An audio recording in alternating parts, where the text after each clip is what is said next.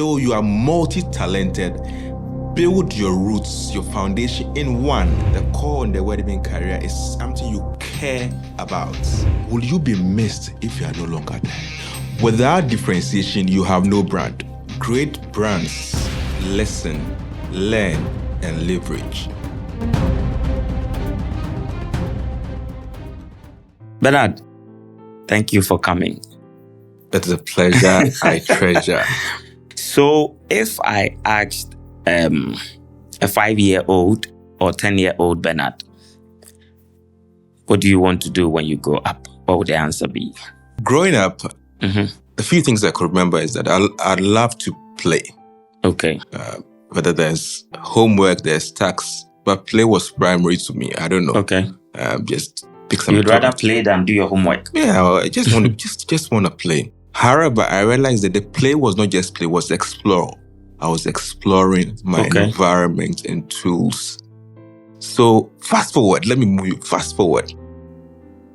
Recently, when I started writing recently, I realized that a number of my write-ups, I start like I'm playing. You see how it works? So I start like I'm playing. So you're having fun with it? With the works. Work is not work. So I want to play. I want the liberty to play, discover things, then begin to work on them. Okay. So that's what led me to everything. So before you started writing books, before you became a powerhouse in personal branding and all of that, did you transition from somewhere? Can you take, me through that process? Okay. Again, from play background.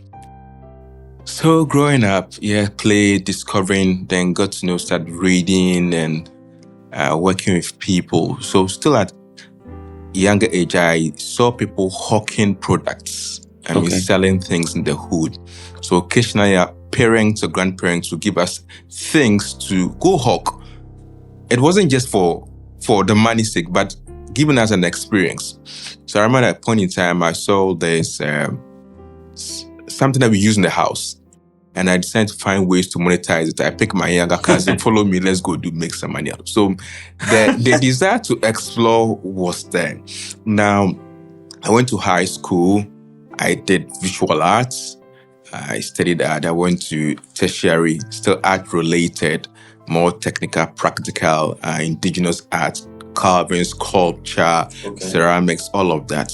But a backdrop of all these things was the desire to use technology. I got used to computers very early, very, very early.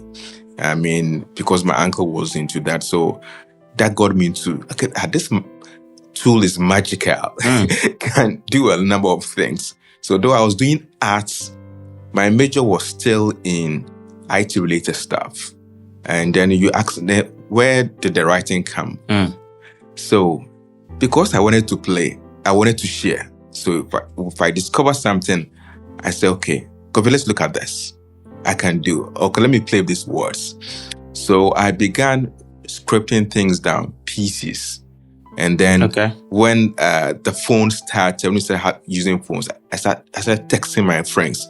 If I have an inspirational message, I text you. So I text you from high school, university. That's when I got a phone. Then I'll text every week. I have a list. I text them. You still do that?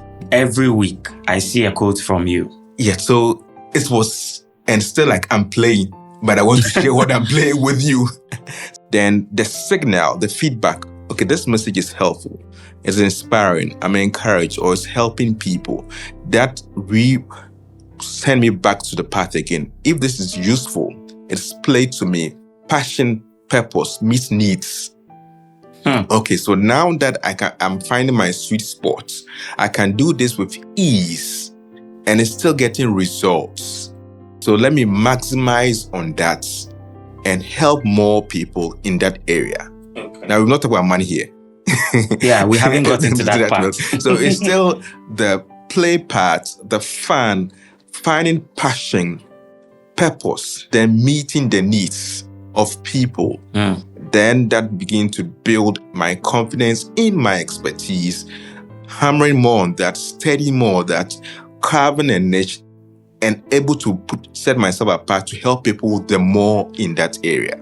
If somebody comes to you today and says that, I think I am stuck in a particular career that I don't really enjoy, and so I want to find my space, what advice would you give to such a person? So I realize that currently the career path is not linear. It's not the same. You start here, you are there. It's different for everyone. However, to build a successful career path, regardless of whatever you want to do, the core in the wedding career is something you care about.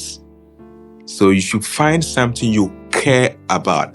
Am I willing to pour all myself into music? So we've not talked about money. Am I willing to pour all myself into arts?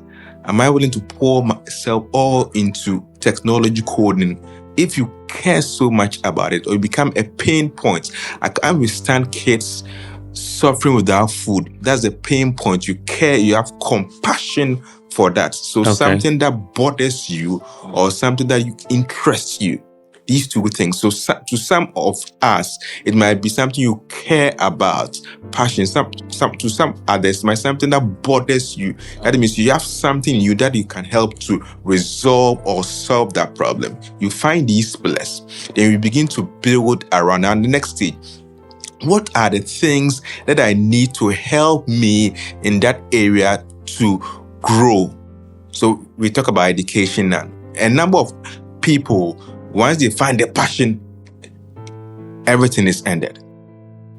So you find passion, you find what bothers you, but now you need education, you need knowledge. Okay, I need to go to school, I need to get a mentor or a coach. In the olden times, it was apprenticeship. Okay, I love carpentry, so under apprenticeship. Okay, seamstress. So that was the learning curve. Now it's still formal or informal education to build on the passion that you have so that you can build a craft for yourself. You need to have something for yourself before you go out and then hand it over to another person or help them. So that's the second stage, the studying, the learning. And in that process, you are building your expertise. When you build your expertise, you find, okay, now I think I have so many things I can do with my writing or my music. I realized that, okay, I love to sing, but it wasn't singing, it was music production. It's not music production, but it's something musically inclined. So you find a focus. Yes. So the education help you to filter that so that you don't blindly think it's all music. I met a lady here. She says she dreamt she was singing. I made a person sing. You know, the voice is Charlie forgets. But because she's got a dream and she wants to sing. So I told her, Charlie, perhaps it might not be singing. I want to sing because even the voice coaches, Charlie, goes over. So you really find out music related. It might not be necessarily core is music you singing. It could be something music class. So the education or the coaching or mentoring will help you filter. Charlie, it not be music now for singing. It's not the vocal part, but maybe you can even write songs. You can be a songwriter. Right. You know, because I know people who write for other people to sing. So once we get to that level and then get education and filter it through, then you need to now pick I'm always big on niches. An area you want to maximize. I always use this analogy that a tree doesn't grow branches until it's rooted. Okay, so though you are multi-talented, build your roots, your foundation in one. Then when you are strong in that area, look at building the other areas. If not, you break your focus and your thoughts. You are a writer. I know you've written about 60 books. Yeah, that's what they say. That is it. I write more than a book a year. And to let people know, back to our point that I've mentioned all this one, you know that these are things that you do. There are some of them, it takes a lot of time to do that. Some of them it doesn't, because the core is there. The passion is there. I want to solve a problem. They need a skill. I've mastered the skill. Yes. So it's quite easier to write on some of these things fast. Beginning of the year, I didn't set out that this year I'm going to write 20 books or 10 books or 5. I don't do that. I don't do that. I know I'll write a book. Okay, there are a few things, I know that this is an area I need to go, but I don't say that I want to write a book. But in January, I wrote a book. In February, I wrote a book. Because, you see, once I set out to meet a need of people, okay, I'm reading, I'm learning, I'm discovering. I think people need this. Yeah. So I package it for them. Right. I remember in December, in a week, I wrote a book. Though the year was ended, people were saying, the year has ended. But that week, I wrote a book because I did a webinar for a group I was coaching or mentoring. And I said, these people are really burnt out. They need this information. Okay. I can't keep it to this core group. Let me repackage, add more research, and give it out to the world. And boom. What is the process like for you to start and finish a book? Let me give a general answer, then I give some specific answers too. So it differs from one person to the other. But for those I coach, mostly I ask you at the end, man, why do you want to write a book? Why? The reason will then determine what we need to write and how we need to write. Okay, so I want to do it. So I filter them through certain things, ask them series of questions. So realize, do you really want to write a book or something? If money was not an issue, if time and all of that, then we filter. Then we know the reason for the book, the end in mind, what the book needs to achieve. Is it informational? Is it entertaining? Is it inspirational? Then we draw first an outline of the book. What they call the chapters. The idea, initially might not be ideal chapters, but at least the key areas. Then with this, are there existing books with this same topic? Okay, there are XYZ books or number of books, but why do you want to write this book? Okay, perhaps it might be your perspective you are bringing on board. That's the only difference, the way you want to talk about it. That's the only difference. Okay, now people need that perspective on leadership. You are bringing leadership in different angle. Not the John C. Maxwell style or not the whatever style, but yours is different. So perhaps that's all the audience may need. So certain questions we pick, okay, then this we go through, then we pick. It might not necessarily be chapter by chapter. It might be key research areas at a point in time. Then we begin to build on that till eventually the book is done, properly edited, and then the other process. So the thing is, the fact that you are writing doesn't mean you are in charge of everything. There's somebody who does content editing for your book, restructuring your points. So now, back to me. If I'm writing a book, mostly, maybe I might be reading or learn or I encounter something. So I note the theme down. Find out, are there books related to this that I can at least read and know how they address the issue? Certainly, they will always find a book or similar. Okay, I think they approach it this way, but my style has always been this. So I think I can use my style to address issue. But just last month, I was doing a series of last 2 months on the silent brands. So I began writing articles on silent brands. Yes, we're going I to realized that there are brands that are not known, but they are big. They are big. So I started reading more online and engaging people in my neighborhood. And I realized, okay, yes, there are brands like that. So from the research, wrote down the points and begin to address the topic. Initially, maybe I realized that now the topic I was dealing with is almost new virtually. So at the back end of SEO, I discovered that the keyword I'm using in my book is very new. And I was okay, now I need to push out this content because it's something that people need. So the research is always important in kind of content, but most of the content I do are non-fiction, which is research, self-help based. So that one will come with more structured content. It's not imaginative based writing like novels, like stories, which more related to something more realistic. Let's move on to the conversation of branding. Without differentiation, you have no brand. So the differentiating factor could be minute, but that's still a point of difference that you're bringing to the markets. So you might go to Makola, all of them, Amo. One woman say, Amo! That one caught your attention. The way she does it. Yes. That is a point of difference. But the thing is, the same Amo we they sell.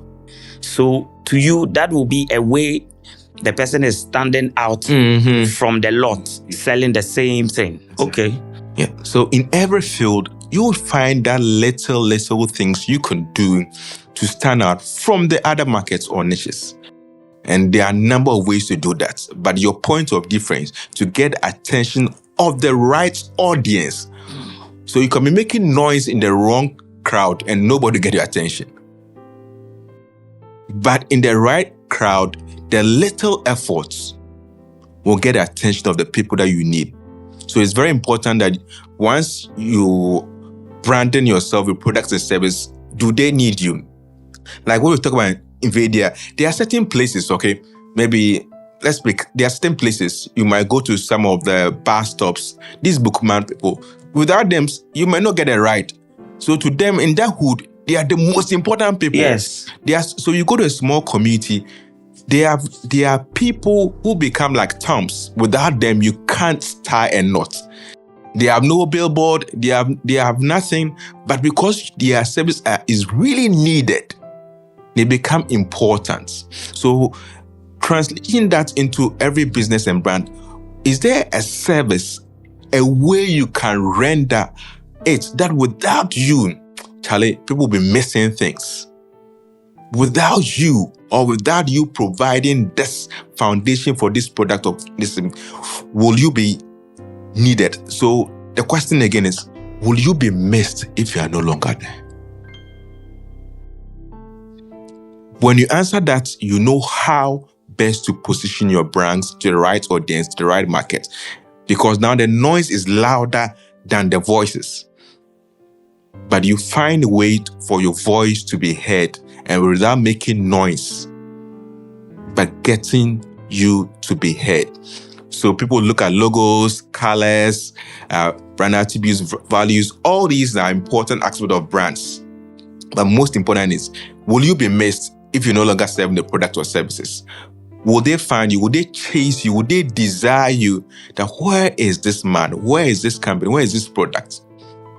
If you're unplugged and the world goes on, or the niche or the small community goes on, it means your brand has not been solidified in their hearts, in their minds. And that is tough to do. That's solid. So you have worked with a lot of brands.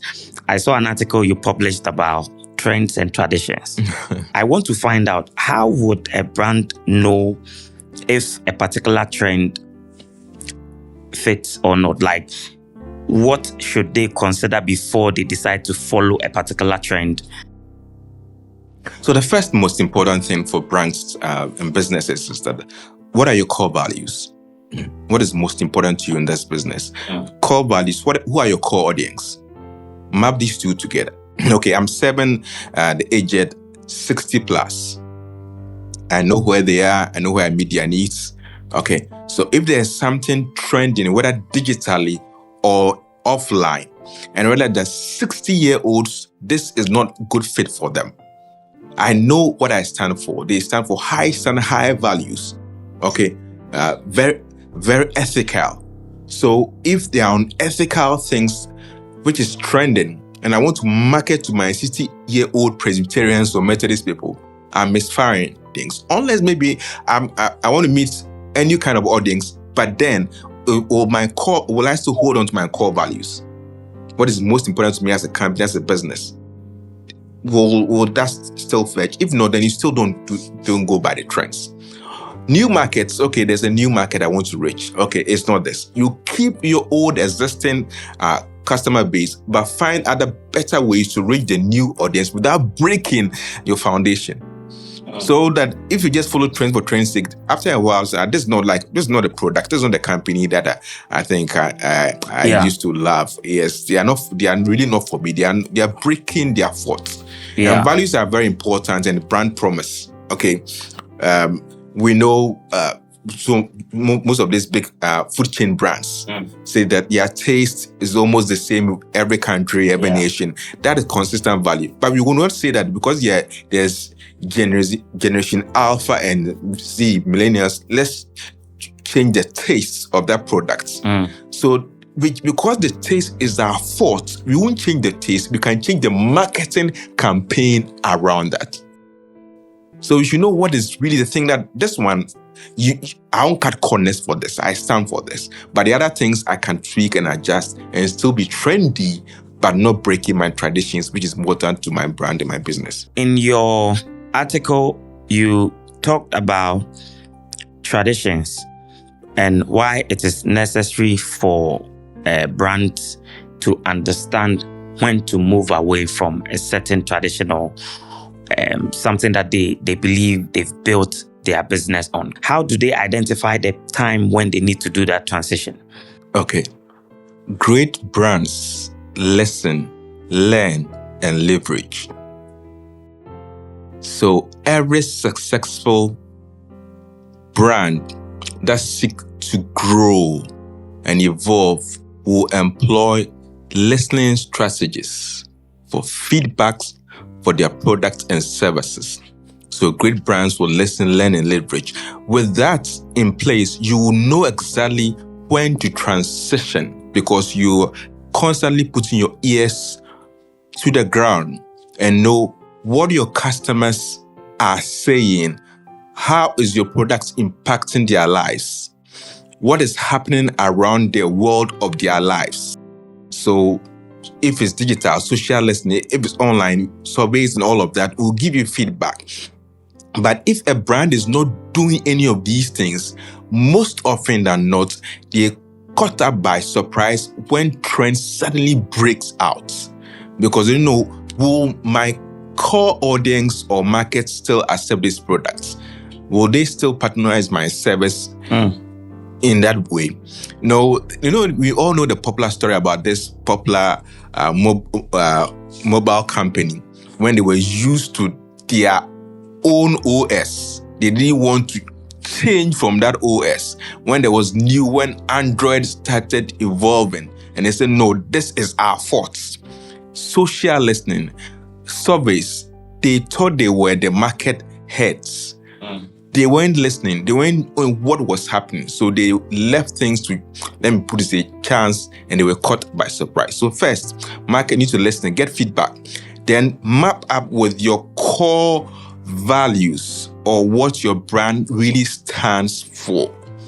What do you stand for? Then map with what is happening currently and what you can foretell will happen in the next few years ahead. Then you begin to start preparing yourself towards the shift. In that way, you can transition smoothly and still hold on to part of your tradition that still help your audience. If not, you break your business when there's a sudden change or the mishap or whatever market shift happens. Okay, so it means that you always have to be on top of your game and you always have to research into the market to see when the shift starts happening because some brands miss it. Exactly. And by the time they realize, their competitors are far gone. Let's talk about your books. Okay, you start working on books that I'm sure people will be surprised to see from you, books for kids. Right. Because most of the books I know you've written are on branding, public speaking, and all of that. So why did you decide to shift to books for kids? Because I see you have a new book, Habitland Adventures, Stories for Kids. What happened for you to decide to transition from your core personal branding and public speaking books to Stories for Kids? Let me tease all of us. Now, you and I are family men. Things have changed and shifted. There's a shift in our lives now. I started doing children's book. I think this is the second year, but outly this might be the first publication now. The point is that I realized that, Daddy, bedtime, you need to, even if you're not a story person, unless you want to tell kids some stories, don't you? Yeah. Or maybe I want to play some music or that. So I started telling my kids some Toli. Now, they keep asking me, so what is the next story? After all the popular stories have been exhausted, and you think, oh, okay. So when I started telling them now my Toli, they love the Toli. They want to, So you have to now create stories. Create stories for them. Then I started sharing the audio of this with other parents. It's, their kids love, they want to listen to it before they sleep. Then I transitioned to animation. Okay, they want to watch the videos of these stories. So okay, now I can't be targeting only adults and leave our kids. Something local, something with good virtues and values for them. So I began doing, I could say I have about 60 stories for kids now. Wow. 60. Every day, like I should write something because I need to tell your kids some stories. So they are more with that experience. So just like the very first thing I mentioned, like play, I'm also playing, but helping these ones. There's a need now. So the play for just helping these kids to learn and sleep or be entertained is also helping other parents. Okay. So there's a need to give them something more godly, more valuable, and that now there's a market, there's a need for that. So you see that the strategies is still the same that I'm using. So now there are kids' books. Now it's still on YouTube. They watch the animation. The audios are a lot. So every week they can listen to audios. So this is something for them. If I wasn't listening, I wasn't paying attention, I said, let me go all the brands, all the business, we may miss our kids. They may grow and they might have missed something they need in the childhood. So this is part of things as I've shared that now I believe that you and our kids will need something for them coming from us. In fact, it takes me back to what you said earlier, that you need to have a strong root to be able to grow branches. So I would say like this is one of the branch you are growing because now you have a very strong root in the branding and public speaking space, So let me ask you, what is one branding lesson that took you a long time to learn but changed everything for you? Oh, a long time to learn. You don't own your customers. You don't own your customers. Yes, you don't own them. Customers also evolve. So that they are not yours per se. You are only a part of their minds in terms of how they see you. And if that thought is lost, they've lost you. So in their mind, they see you as somebody maybe who gives me quality portable water. If that fades, you don't own them again. They can do anything with their lives, but their lives is not for you. You don't own that part. So if there might be new trend, they might be chasing after, but they only come to you with that small portion that you occupy in their minds. And if you don't constantly hold that and you lose it, they are not yours. We decide to patronize XYZ products. It's just us. We love it. Now, if I decide to move on, you don't compel me. You don't own me. I decide I want to come up because there's always a portion of meat and need. But if that is no longer there, they're gone. They're gone. And you said something, I don't know if it was off camera, but you focusing on customers, you said something about the fact that every business is there because of the customer. Yes. But are customers always right? Because, that is a long-standing debate. Right. Because I believe that we are all customers one way or the other. Yeah. Are we always right?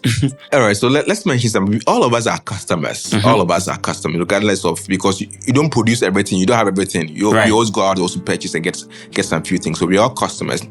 And the thing about phrases and cliches or popular opinion is that once you get out to the public space, we tend to hold dearly to it. We think it's true. Yes, the customer is always right. So we all feel that is it. But the customer is not always right.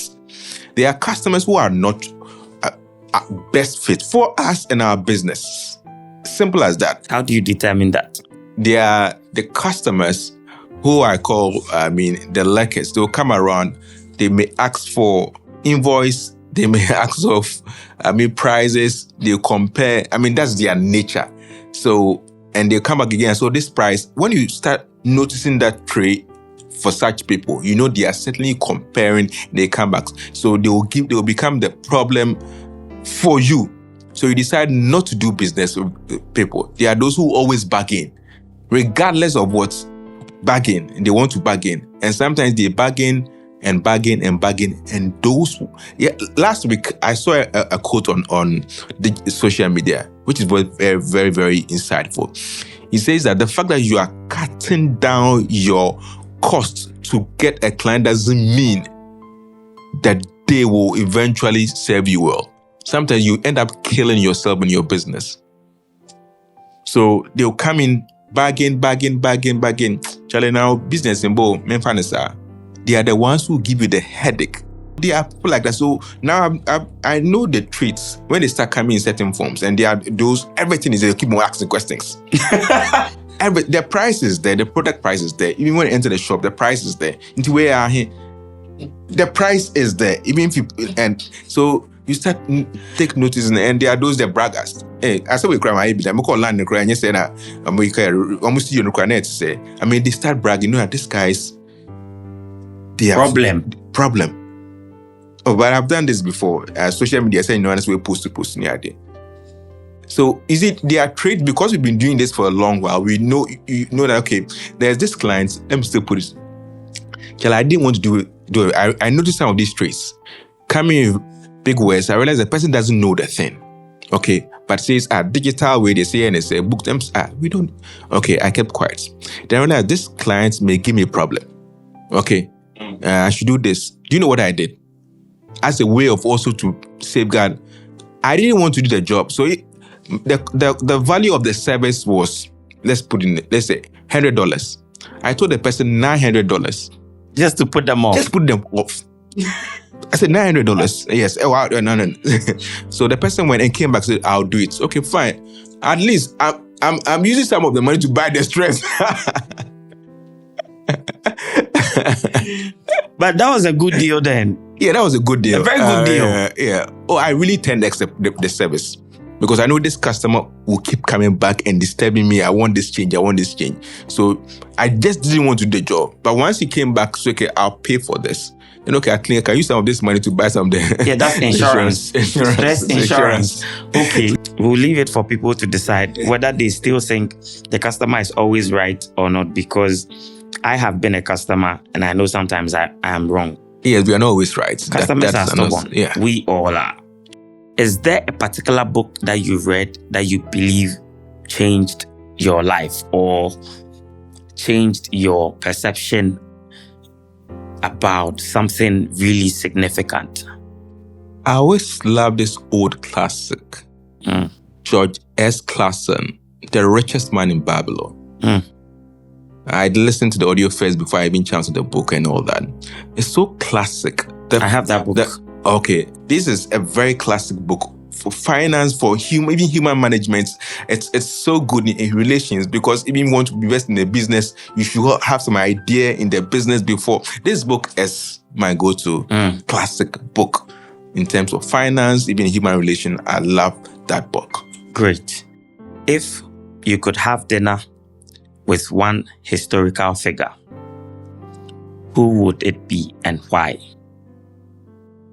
Okay. Historical figure. Yeah. I'd always wanted to meet ex-president Jerry Rawlings. Why? He staged a coup, became president, did a number of things, and society had perception about him in many ways, whether right or wrong. And he survived through all these things. I wanted to encounter him and, have a conversation like you're doing with me. Get to know how some of these things happen. The courage to do some of these daring stuff. Still lay back, I'm in power. Now I hand over to someone else and still behind, being treated unfair. A number of things. Sometimes we learn from the failures of people, not just their successes. So I loved to have met him. What is the worst branding advice you ever got or you've ever heard? Be everywhere. Stamp your logos, your trademark everywhere. Just make sure you're everywhere. No, it doesn't work. You can't be everywhere and you can't meet the needs of everyone. And you can't meet the needs of every client or customer. You just can't. So trying to be everywhere and slapping your logos, your trademarks, make sure you are almost in every billboard. It doesn't work. So find your sweet spot. Yes. And hammer there. Thank you so much for coming. It's a pleasure I treasure.